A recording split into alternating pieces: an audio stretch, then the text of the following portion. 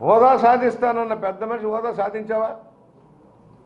ఢిల్లీ చుట్టూ నువ్వు ప్రదక్షిణలు చేసేది నీ కోసం, నీ ఆత్మరక్షణ కోసం, నీ బాబాయ్ హత్య కేసు నుంచి బయటపడటం కోసం, కోడికత్తి కేసు నుంచి బయటపడటం కోసం తప్పితే నువ్వు దేనికి వెళ్ళావు ఢిల్లీ?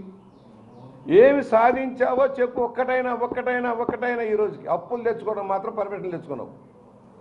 రాష్ట్రాన్ని అప్పులమయం చేసుకోవడం కోసం మాత్రం ఆర్ఎంబీ పరిమితికి మించి ప్రత్యక్షంగా పరోక్షంగా లక్షల కోట్లు అప్పు తెచ్చుకోవడానికి మాత్రమే కేంద్రం కాళ్ళు పట్టుకున్నావు. రాష్ట్రాన్ని అప్పుల సుడిగుండంలోకి మార్చావు. ఇవాళ ప్రతిపక్షాల మీద నిన్న 4.5 ఏళ్ళు అధికారంలో ఉండి అధికారం కోల్పోయే ముందు ప్రతిపక్షాల మీద పోలవరానికి ప్రతిపక్షమా, రాజధానికి ప్రతిపక్షమా, స్టీల్ ప్లాంట్ ప్రైవేటీకరణకి ప్రతిపక్షమా? నువ్వేమో వేల కోట్లు దోచుకోవడం కోసం అదాని వాళ్ళతోటి చేతులు కలిపి రాష్ట్ర పోర్టులని అలకప్ప చెబుతావు. గంగవరం పోర్టు దగ్గర నుంచి కృష్ణపట్నం దగ్గర నుంచి అదానికి కట్టబెట్టావు. రాష్ట్ర ప్రయోజనాలు తాకట్టు పెడతా ఉన్నావు. ప్రతి దాంట్లో లంచం లేనిదే గడవట్లేదు జగన్మోహన్ రెడ్డి. ఏ కట్టుకుపోతాడా రేపు? 6 అడుగులు గొయ్యే కదా ఆయనకైనా మాకైనా ఎవరికైనా 6 అడుగులు గొయ్యే. పాపం మరి ఈ 6 అడుగుల గోతులో ఎన్ని లక్షల కోట్లు కుమ్మరించుకుపోతాడో మనకు తెలియట్లా. దాని ఉలికిపాటు, వ్యక్తిగత విమర్శలు, సోషల్ మీడియా. ఎంత కర్మ అండి! నీ సొంత చెల్లెలు, మీ అమ్మ కడుపున పుట్టిన బిడ్డని అసహ్యంగా నువ్వు సోషల్ మీడియాలో చిత్రిస్తున్నావు. క్యారెక్టర్ అసాసినేట్ చేస్తా ఉన్నావు. తల్లిని చెల్లిని కూడా గౌరవించలేని దౌర్భాగ్యుడు ఈ ముఖ్యమంత్రి.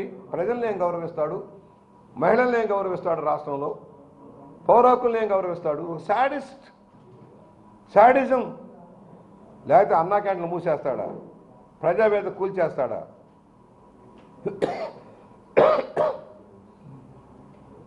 పోలవరం ఈ ముఖ్యమంత్రి నిర్వాహకం వల్ల గండికొట్టుకుపోయింది. సకాలంలో గనక కాపర్ డ్యాం పూర్తయి ఉంటే డయాఫ్రామ్ వాల్ దెబ్బతినేది కాదు. రివర్స్ టెండరింగ్ పేరుతో ఆపేశాడు. 2 సీజన్లు మట్టి కట్టేశాడు. 3వ సీజన్లో వచ్చిన వరదకి డయాఫ్రామ్ వాల్, కాపర్ డ్యాం దెబ్బతిన్నాయి. అదే సకాలంలో పూర్తయ్యేది కదా. గైడ్ వాల్ ఎందుకు పోయింది? నిన్న ఏ పనులు జరగకుండానే 2400 కోట్లు అస్మదీలు కట్టబెట్టాడు పోలవరం. 2400 కోట్లు అస్మదీలు కాంట్రాక్టులకు బిల్లు ఇచ్చాడు. ఆడ పనే జరగట్లా. పవర్ ప్రాజెక్టు పని నడవట్లేదు, స్పిల్వే పని నడవట్లేదు, డయాఫ్రామ్ వాల్ పని నడవట్లేదు, కాపర్ డ్యామ్ పని నడవట్లేదు. కానీ బిల్లులు ఇచ్చాడు. 3 రాజధానులు అన్నావు. ఒక్క రాజధాని అన్నా నువ్వు ఏర్పాటు చేసావా? కడుతున్న రాజధానిని ఆపి అక్కడ మట్టి మశానం కూడా అమ్ముకుంటూ తింటా ఉన్నారు. నిర్మాణంలో ఉన్న భవన సామాగ్రి అంతా దోచుకుపోతా ఉన్నారు. విశాఖ ఉక్కు ప్రైవేటీకరణకి చంద్రబాబు కారణమని చెబుతాడు ఈ పెద్ద మనిషి. సిగ్గుందయా? చంద్రబాబు ఆ రోజున ఆపాడు. వాజ్పేయి గారు చెప్పి ఆపించి ప్రైవేటీకరణ నుంచి ఆపేశాడు. దాన్ని సెల్ఫ్ సఫిషియెంట్ నిలబెట్టడం కోసం ప్రయత్నం చేశాడు. వేలాది ఉద్యోగాలు కాపాడాడు. నువ్వేం చేశావు? ప్రైవేటీకరణ అనుకూలంగా వ్యవహరిస్తా ఉన్నావు. మెట్రో ఏమైపోయింది? విశాఖ మెట్రో, విజయవాడ మెట్రో గాలి కొట్టుకుపోయాయి. కేంద్ర పథకాలకి నువ్వు సరైన మ్యాచింగ్ చేయక ఆ పథకాలన్నీ ఆగిపోయినాయి ఆంధ్రప్రదేశ్లో. 16 మెడికల్ కాలేజ్, నన్ను ఎంపీ గారు 16 మెడికల్ కాలేజీలు కడుతున్నామని, 3టికే అనుమతి వచ్చిందని. పక్కన తెలంగాణలో 16 మెడికల్ కాలేజీ కట్టేసి ఓపెన్ చేశారు. ఇక్కడ సిగ్గు లేక ఇంకా 3 మెడికల్ కాలేజీకి సిబ్బందిని నియామకాలు కాలా. ఇంకా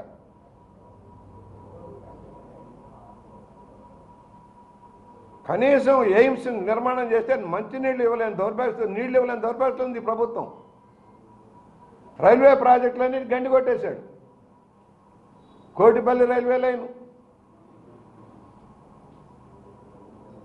రాయలసీమలోని ప్రాజెక్టులన్నీ గండి కొట్టేశాడు. నేషనల్ హైవేకి భూమి సేకరణగా అయ్యాగిపోయినాయి. ఇది ప్రభుత్వ నిర్వాహకం. వీళ్ళకి ఎందుకు ఓట్లు వేయాలి? ఏం చేశారు? నీ దళితులకి మోసం, బలహీన వర్గాలకు మోసం, ఒక ఆదరణ పనిముట్లు ఇచ్చావా? ఒక సెల్ఫ్ ఫైనాన్స్ లోన్ ఇచ్చావా? స్టడీ సర్కిల్కి డబ్బులు ఇచ్చావా? ఉద్యోగ నియామకాలు చేశావా? నిరుద్యోగ యువతకు దగా చేశావు. వాలంటీర్లను పెట్టి నా ఉద్యోగాలు ఇచ్చానంటావు. వాలంటీర్లు నీ కార్యకర్తలు నువ్వే చెప్పావు నన్ను మన వాళ్ళేనని. వాలంటీర్లను పెట్టి ప్రజలను భయభ్రాంతులకు గురి చేసి ఓట్లు వేయించుకోవాలని చూస్తున్నావు, కానీ అయ్యేది కాదు, పప్పులు ఉడకవు.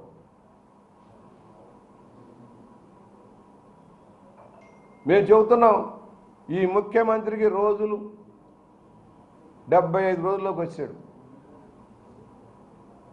మునిగిపోతున్న నావా దూకేస్తా ఉన్నారు, ఒక్కొక్కళ్ళు దూకేస్తా ఉన్నారు. రాజ్యసభకి 3 సీట్లు గెలిచే అవకాశం ఉన్నా కూడా భయపడి చేస్తా ఉన్నాడు, ప్యాంట్లు తడుపుకుంటా ఉన్నాడు. సొంత కుటుంబ సభ్యులే నీ మీద తిరుగుబాటు చేస్తూ ఉన్నారు. బాలినేని శ్రీనివాసరెడ్డి దగ్గర నుంచి, శర్మల దగ్గర నుంచి సొంత మనుషులే తిరుగుబాటు చేస్తూ ఉన్నారు.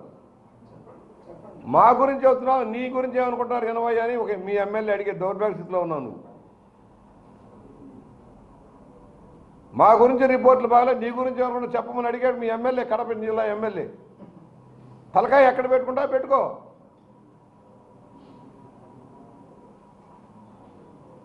మేము అనేక ఇబ్బందులున్నా, రాష్ట్ర విభజన వల్ల ఆర్థికంగా ఇబ్బందులున్నా, కేంద్ర సహకారం సరిగా రాకున్నా మేము పథకాలు అమలు చేసాం.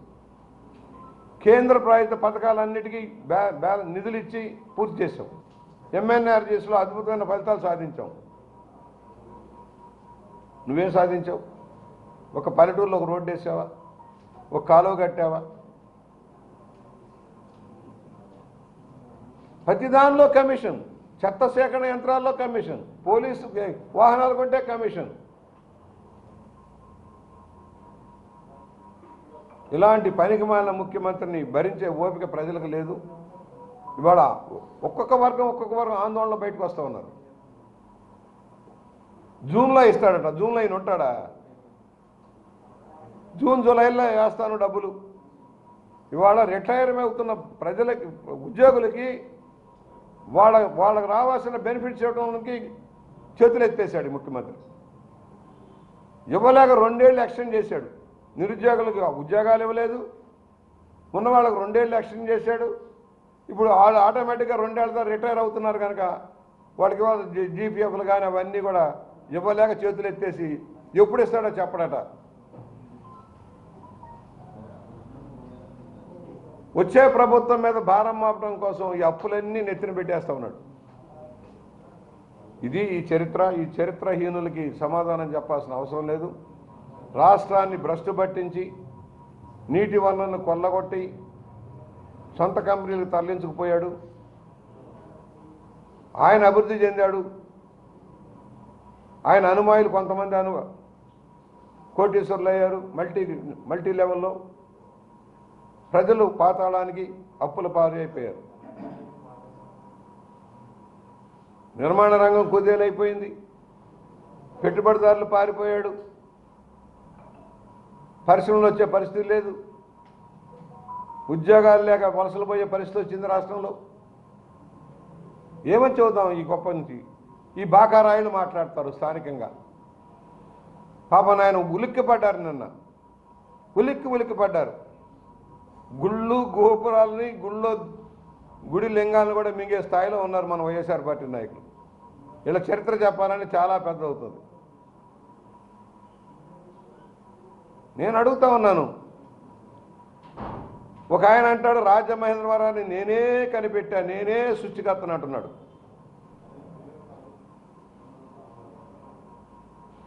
బావిలో కప్ప ఇదే నా ప్రపంచం అనుకుంటుంది. పాపం మన ఎంపీ గారికి కూడా బావిలో కప్పలాగా నేనే సృష్టికర్తని, రాజమండ్రి రూపురేఖలు మార్చానంటున్నాడు. పాపం రాజనరేంద్రుడు లేడు, ప్రకాశం పంతులు గారు లేరు, ఏబీ నాగేశ్వరరావు గారు లేరు. పాపం ఏం జరిగిందో కథ చరిత్ర తెలిస్తే కదా ఆయనకి.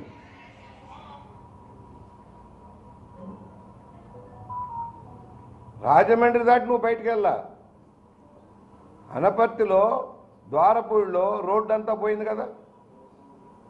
వేమగిరి నుంచి సామర్లకోట దాకా వెళ్ళే రోడ్డు అంతా పోయింది కదా. ఎందుకు వేయించలేకపోయావు? బొబ్బిలి బ్రిడ్జి దగ్గర నుంచి దొళ్ళ మీదుగా వేడిదే మండపేట వెళ్ళే రోడ్డు పాడైపోతే ఎందుకు వేయించలేకపోయావు?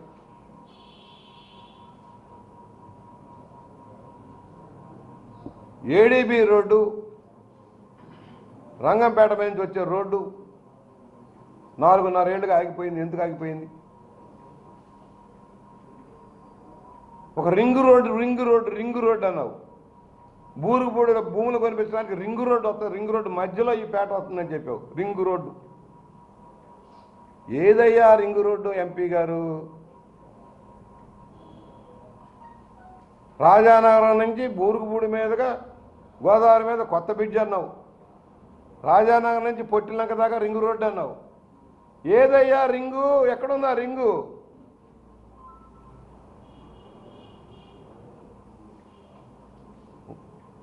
ఎంపీ ఏం చేశాడంటున్నావు?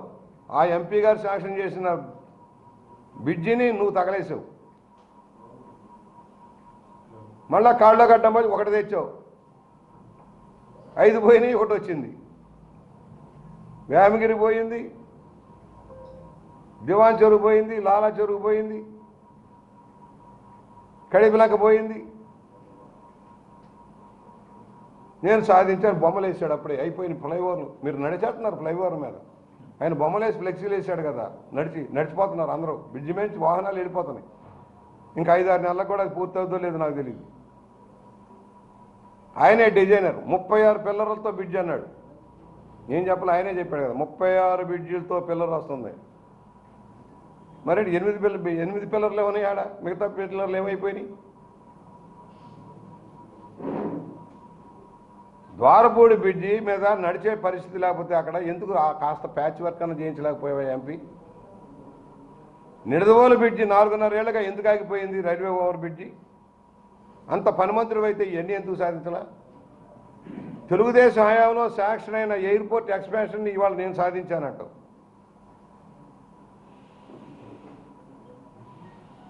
అమృత పథకంలో రాజమహేంద్రవరంలో 90 కోట్ల పైచులతో శాంక్షన్ అయిన పనులు ఎందుకు ఆగిపోయినాయి? ఎందుకు పూర్తి చేయించలేకపోయావు 4.5 ఏళ్ళుగా? మురుగునీటి వ్యవస్థ ఆవా ఛానల్ ఎందుకు బాగు చేయించలేకపోయావు? ఈస్ట్ రైల్వే స్టేషన్ రోడ్డు ఎందుకు వెడల్పు చేయలేకపోయావు? గతంలో వెడల్పు చేసిన రోడ్లకి పక్కన ప్యాచ్ వర్క్ లాగా రాళ్ళు వేయిస్తూ ఉన్నావు. అప్పుడే లేచిపోతా ఉన్నాయి. అసలు రాష్ట్రం నుంచి ఏమి నిధులు తెచ్చావు? వైట్ పేపర్ రా, come on tell me how much money నువ్వు ఎంత తెచ్చావు? సవాల్ ఇస్తున్నా. 14th ఫైనాన్స్ 15th ఫైనాన్స్ లోకల్గా వసూలు చేసిన పన్నులు తప్పితే నువ్వు రాష్ట్రం నుంచి తెచ్చింది ఎంతో చెప్పు.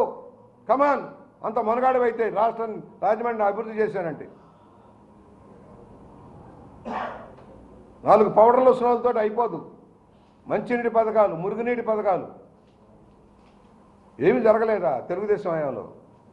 సులభ కాంప్లెక్స్లు 40 కట్టించాం. కళ్ళకు కనపట్టాలా? ఆ శ్మశాన వాటికి దగ్గర ఈ శ్మశాన వాటికి దగ్గర గోదావరి తీరం అంతా అభివృద్ధి చేసింది ఎవరు? శాటిలైట్ సిటీ నిర్మాణం ఇవాళ నేను అడుగుతా ఉన్నా. నీ నియోజకవర్గంలో ఉంది కదా ఆటో నగర్, మరి ఎందుకై 2 రోడ్లు అన్నేయించలేదు నువ్వు అక్కడ? నీ నియోజకవర్గంలో ఉంది కదా బొమ్మూరు కాంప్లెక్స్. పాలిటెక్నిక్ కళాశాలకు ఎందుకు కాంపౌండ్ అన్న చేయించలేకపోయావు? ఎందుకు ఉమెన్ సెట్ అయి కూలిపోతుంటే భవన నిర్మాణం పూర్తి చేయలేదు? ఆఖరికి కలెక్టరేట్ పెట్టారు. ఏమైనా ఒక బిల్డింగ్ అని కట్టారా? ఎంఆర్ఓ ఆఫీసు కూలిపోతూ ఉంది. మోకాల్లోతు నీళ్ళు వస్తూ ఉన్నాయి. అక్కడ కాదు ఇక్కడైనా మొదలెట్టించావు. మరి ఎందుకు అది పూర్తి చేయలేదు? వై జంక్షన్ దగ్గర ఎంఆర్ఓ ఆఫీస్ అన్న పూర్తి చేయలేవు.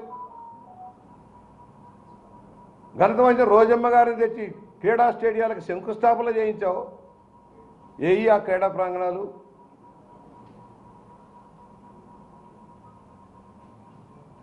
నాగులచెరు బజార్ స్టేడియంలో పనులు మొదలైతే ఆగిపోయినాయి. ఎందుకు పూర్తి చేయలేకపోయావు? ఏంటి నువ్వు చేసిన అభివృద్ధి? రూపురేఖలు మార్చాడట. 4 రంగులు వేస్తేనే అయిపోద్దా? నువ్వు వేసిన డొల్లతనం అప్పుడే డ్రైనేజ్ వ్యవస్థ పాడైపోయింది. నీళ్ళకి రోడ్డు మీద నీరు పారుతూ ఉన్నాయి. నేను అడుగుతున్నా 14th ఫైనాన్స్ 15th ఫైనాన్స్ నిధులు కానీ స్థానిక సంస్థ నిధులతో నీ పనులు ఆ పనులు ఈ పనులు చక్కబెడుతున్నావు. ప్రాధాన్యత క్రమం వర్క్లు అయ్యి ఎస్టీపీ ఎందుకు నత్తనడుకు నడుస్తుంది?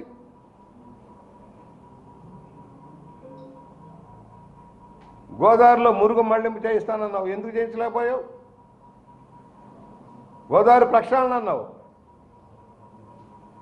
బాగా ఆడంబరం ప్రచార ఆర్భాటం తప్పితే ఏంటి జరిగేది?